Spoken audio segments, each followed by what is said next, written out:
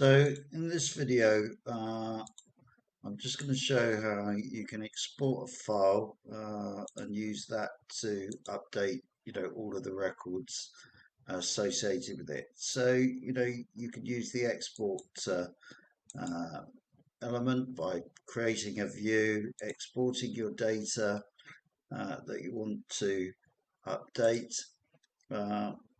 Choosing all your colleagues, very important. Obviously, in any update, export or update, please keep the ID in there because that's what you're going to use to update the fields. You can see within this, we're missing data. We may have wrong data. The data itself, you might want to do, but you can do all this in Excel and then re-import it in. Here's one that I've prepared just before of the data that I actually want to import. So, I've got the idea here. I've got all my fields that I want to update. I've cleaned it all up, and now I'm just going to import this AP import file back into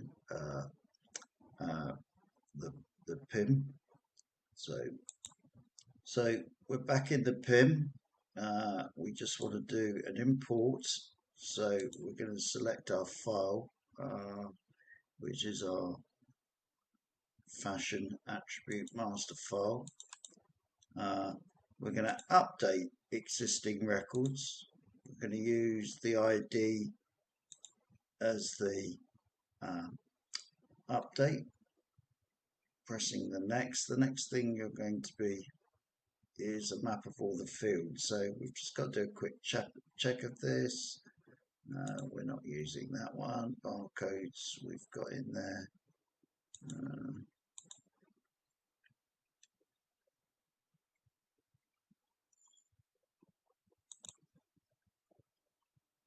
So I was using the wrong file, so just cancel out.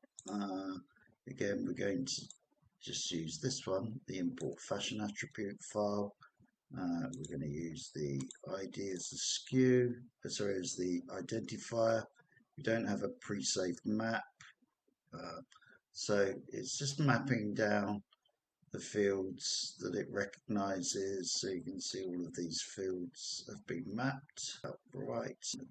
So you can see it's picking up the various fields that it's recognizing within the system. We don't particularly need to map that.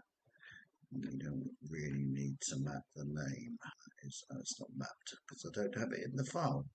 So we're just using various columns here and that. So we're going to just do a normal import, create new pick lists. So if it finds any new items that don't exist within the pick list, it will just add them. And once we've done that, we just submit. So there's an error on the page. So let's find that. Please map skew to column. Okay, so we need the skew to be mapped to it does actually need that because it's in the file. We got ID in there, should be. Yep. So then we're just going to submit that. Having mapped everything, we're just now submitting the elements. This now just going to import those files into the system. So it's updated 16 records with our data here. So there's our 16 records. If we check some of these, we'll start to see these appear within the file. So as you can see, I've got some consistent data here. So let's have a quick look at those elements. So we'll go back to the PIM, into our list, have a look at our fashion areas. So if we just turn off a lot of these columns and see what we've got. So we were looking at the bullet points as an example.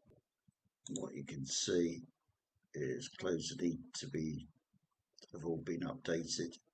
through that update routine. And if I just exported this so we can have a look at the relevant data is there, open that up, you can see that everything that we asked for is physically been updated.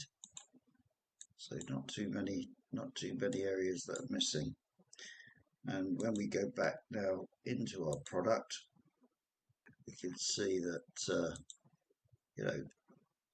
all our attributes about me, all the labels have changed.